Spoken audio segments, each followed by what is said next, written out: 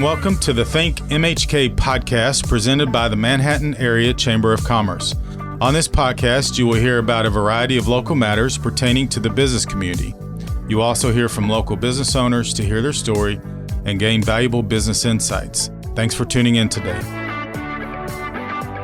My co-host for today's show is Darren Solden, Director of Economic Development for the Chamber. Hey, Darren. Hey, Jason. I think we got a good show today. I think we're going to be talking about economic development. There's going to be a lot of economic development talk, I think. There's very few people in this industry left that are older than me, but we have one of them on the show. Our good friend, Jack Allston, Executive Director for the Pottawatomie County Economic Development Corp. Hey, Jack. How you doing today? We're doing really well. So we always ask people to start the show telling us a little bit about themselves and how they ended up in the Manhattan region. I've been doing this stuff for a little less than 50 years. I started in January 2nd, 1975, doing what we thought at the time was economic development and workforce development. I did site selection work from 95 to 2004 in Chicago. And then I did some consulting work in New Mexico for former Governor Richardson. And of course, then he left office and I had to work for the next governor. And it began to change. And my wife wanted to come to the Midwest. She's originally from Ukraine.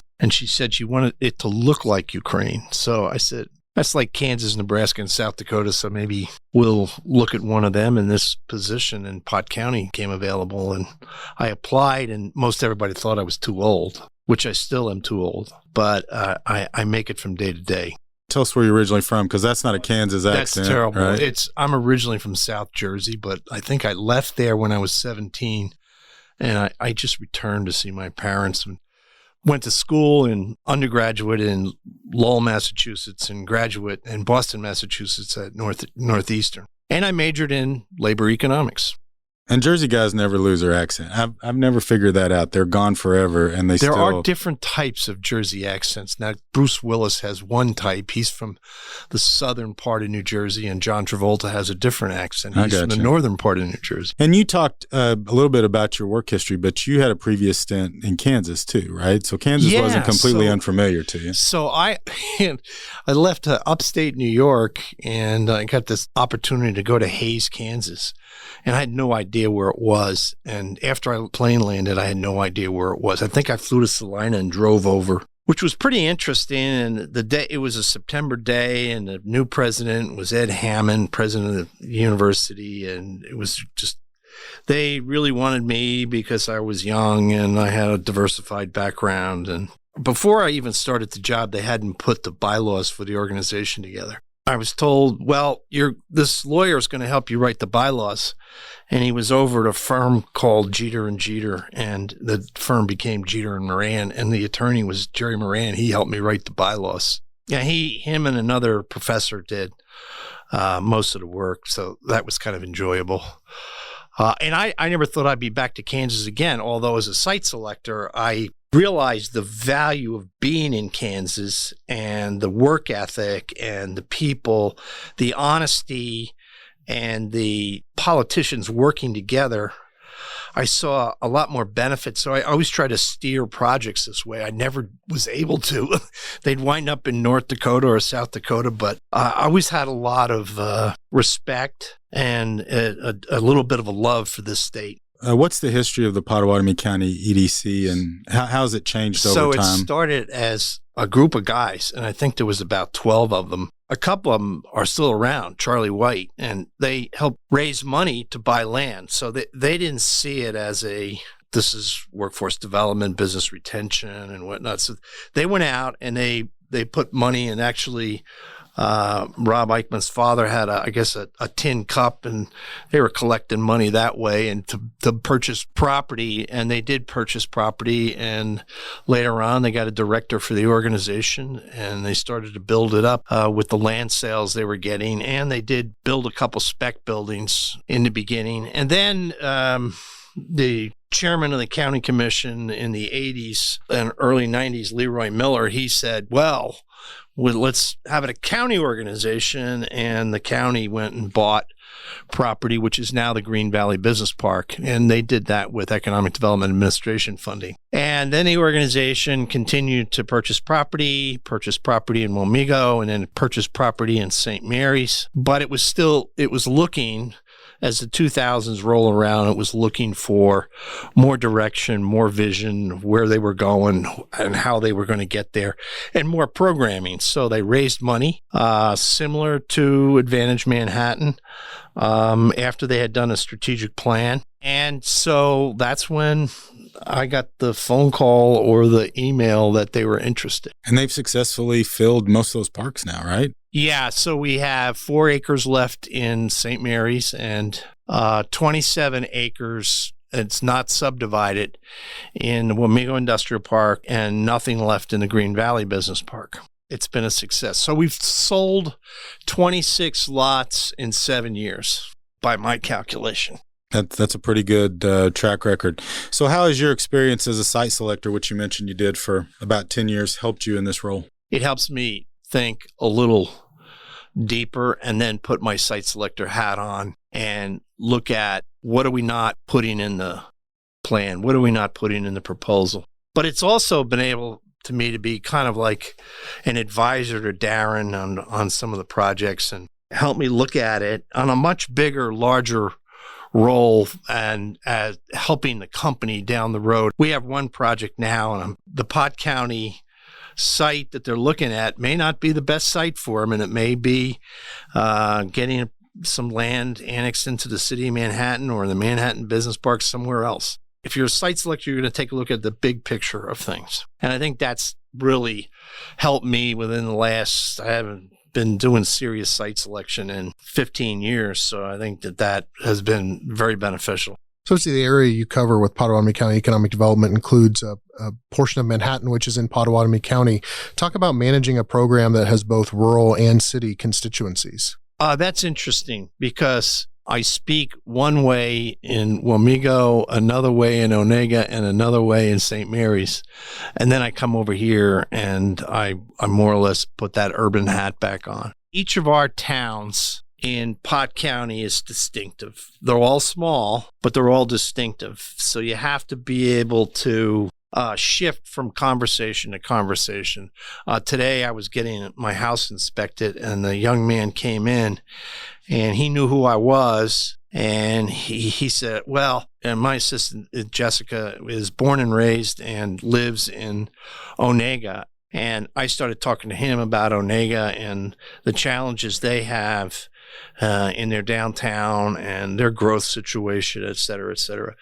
So you got to be able to shift gears and understand the leadership and the norms and mores of each one of those little towns. So you were very instrumental in forming the Greater Manhattan Economic Partnership, which is a partnership that we work very closely together in. Can you talk about why Pottawatomie County thought that GMEP was so important? Having been a site selector, I know that I couldn't sell Wamego. It would have to be the Manhattan region. And I was on the original marketing and leadership committees to look at the branding and the logo of a 3-county organization. Of course, I was really frustrated, but just mainly concentrated on other things during that 2 years that it didn't get done. We were fortunate. We brought in a consultant out of Texas, and he said, why aren't you forming a partnership with the Manhattan Chamber? And Nancy Burton at the time said, well, I guess it's about time. And of course, Nancy lives in Wamego, an office in Manhattan. If you took a look at the board, you wouldn't know where they worked or where they lived. So some of them lived in Manhattan and worked in Wamego, or a lot of them had Wamego addresses but worked in Manhattan. So it's very diversified. And then, of course, being an old site selector, I always look at the numbers. You know, there's a significant amount. It's close to 38% of the Pottawatomie County residents that work inside the city of Manhattan. Then the number, the zip code 66547, which is the Wamego zip code, it's close to 80% of them. And of course, I live in St. George Township, but with that 66547, and I look out and I look at my neighborhood, and everybody works in the city of Manhattan or they work remotely. So that's part of the reason. I think there's so much overlap. The two cities, or the county and the city, are tied at the umbilical cord. Economically, now politically, we still got, some work to do with our folks, but we'll get there. Well, we appreciate your leadership in the formation of GMEP and the continued partnership as we work together. How do you feel that GMEP's impacted the overall economic development efforts of our region, and what are some of the big accomplishments of the group? Back in April, of course, you guys led the way. GMEP put the Scorpion Biological Sciences project together, which was an 11-month effort. And if it wasn't done as a team, it would have never been done. And I think that our personalities in working together, they match. Being a little older, maybe I'm a little bit more laid back now than I had been in the past, and I have much more humility. So that is a big factor. But I think the team of GMEP, the staffing, if you include K-State Innovation Partners and the Manhattan Chamber, I'm not going to date everybody here, but yeah, I think it works as well as the Boston Celtics of the 50s and 60s. Because that team there wasn't any big egos. They were passing the ball. They were rebounding. No one had an ego, the Kuzis, the Russells, the Sharmans. There was no one person that stood out. They just won championship after championship after championship. And if we continue to do the same thing and we have the same synergy between our folks, we're going to continue to win and have championships. Jack, do you think the Manhattan region has a positive brand among the site selection community now? Yeah, I think it does. I think that, it's always been identified as K-State. With the Scorpion announcement and the reception that was given to Corteva when they came here, when they were Pioneer and now Corteva, and the receptions that we've given to a number of companies. Now, Green Dot Bioplastics got an award from us. They're originally out of Overland Park and Emporia. They've been expanding in Onega. And the St. Mary's folks, especially with the building of the Immaculata and the synergy there between our organization and companies like Sarto Countertops that have grown. And Alarm.com now has an office in St. Mary's, which is one of the fastest growing companies in the country. It's one of my board members, Chris Johnson. So I think that the brand Manhattan stands out now as one of the more niche communities and creative communities in the state. We're not in second place anymore to anyone. Well, and as well as Darren, the amount of time, effort, and resources that we've spent branding the region and working with New Boston Creative Group, and we have literally, in my opinion, certainly for the amount of money we spend, one of the best outreach programs in the country. So, I mean, you've kind of watched that come up. Is that something that you've been impressed with through that process? Yeah, I've been overwhelmed by the amount of exposure that we have, especially on social media with that GMEP has been getting. It's a big plus for your people that made the suggestion that we move into more robust creative advertising and social media with the biodefense marketing campaign, which I hope we continue because we've now got this big win. I hadn't worked in such a robust campaign before. That's why I was impressed. Of course, I've been a judge at International Economic Development Council for years, and I read about those things, but I was never involved in one. Yeah, and I think we have really great response materials, and it's part of the reason why I think we end up on short lists. And of course, we're now submitting on RFPs under one banner. And so if somebody's interested in the Manhattan region and if it's a site in Wamego and that's the only site it fits, then we're going to submit the Wamego site under the Greater Manhattan Economic Partnership. And I think that makes us unique because it's hard to break down those barriers in a lot of places. And I've worked in some regional groups where the smaller community doesn't want the larger community to submit them, or the larger community won't submit the smaller community, and it just makes it a challenge. So I do think a lot of this has been personality, and I think Darren coming over from Wamego, although the Wamego folks may not forgive me for it, but I think has been one of the reasons why that's happened as well. We do work well together, and I think it's obviously bearing some good results. And at the same time, you mentioned International Economic Development Council. We did win an award last year for our marketing campaign, so we're nationally recognized with that biosecurity campaign. So it's always good when you get outside recognition. What do you think are the key issues that are hindering our economic growth in this region? Well, I think infrastructure is an issue, and I think that the political groups have to be able to work together to solve some of them. Another entrance into Manhattan would be beneficial. That goes without saying. We need, in Pot County Economic Development, needs to have a land bank where we have options on land, and we're more aggressive about spending money that we haven't been doing.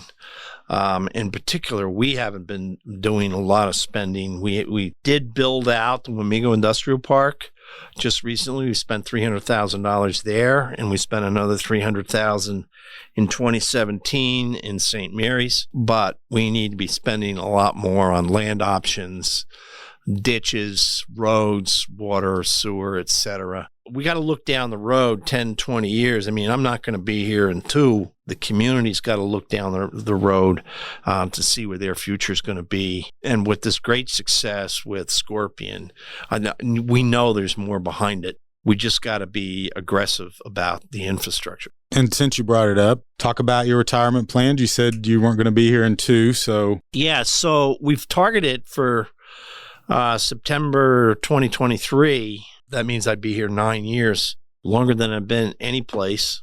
I don't know. That could change. I mean, I could move it up. We could move it back. But it's all part of the plan. We had a home built in North Myrtle Beach, South Carolina.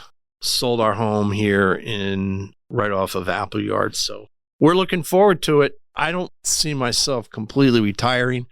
I have a couple site selector friends there that are in Columbia and Greenville, and maybe I'll contact them and see what I can do. Well, if you decide to push that off, I know we'd be happy with that. So, and I didn't mean to put you on the spot, but once you said I'm not going to be here in 2 years, I think our listeners might go, "Wait a minute, what? Did I hear that right?" Don't want to surprise anybody. I wanted to give you a chance to respond to that. So now's the fun part of the program.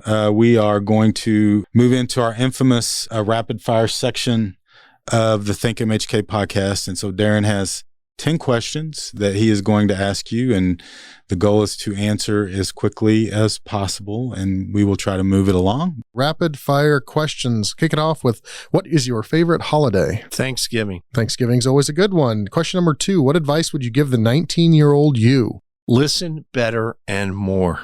Question 3, Jack, what is your favorite snack? Chips and queso with New Mexico chilies. From Hatch? Green or From red? Hatch, absolutely. I toured that great. plant. They're in my freezer right now. Good stuff. What 3 words describe living in Manhattan?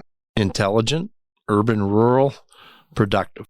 I like those words. Question number 5, what's your favorite pet? My dog. Oh, you do have a good dog. We're halfway through. Question 6, biggest lesson the pandemic taught you? Cherish every day on earth. Let's talk about your phone, Samsung or Apple or Samsung. other. Samsung, vote there. How about your first and your favorite concert? I thought it was Smoking and Miracles, but it's the Four Tops. First concert was the Four Tops. The Four Tops. Was that your favorite also, or did you have a favorite one? I grew with age, and I think Sarah McLachlan was one of the best ones I've ever been to, and that was 27 years ago, 29 years ago.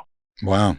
And the worst was Sly and the Family Stone. There were some rough years for Sly and the Family they were Stone. rough. But some of the attendees of the concert. I'll have no more slander of Sly. I like Sly. Favorite meal? Veal scallopini. Scallopini. That sounds awesome. If you could have dinner with any 4 people in the world, who is on your invite list? Other than Darren and me, you don't have to put Darren and me on there. I was going to mention it. Okay. I think by far Charles Barkley, and then Muhammad Ali, Ronald Reagan, and Jay Leno, because I went to school in Lowell and he was in Andover. He's from Andover, and I dig everything that he's talking about. John Kerry is from Andover, but I wouldn't want to have dinner with him. All right. It looks like we slid in an extra question here because you've been so prompt with your answers. Who is the first person that comes to mind when you hear the word successful business person, and why? I have a high school friend, and he was actually senior class president, and I was his campaign manager. We went to a big high school, and he went to Clemson and then got an MBA from Duke. And he was a plant manager at air conditioned refrigeration company, the big one, Carrier, in Indianapolis, and he loved Indianapolis. And then him and a bunch of guys just got together and started to buy companies.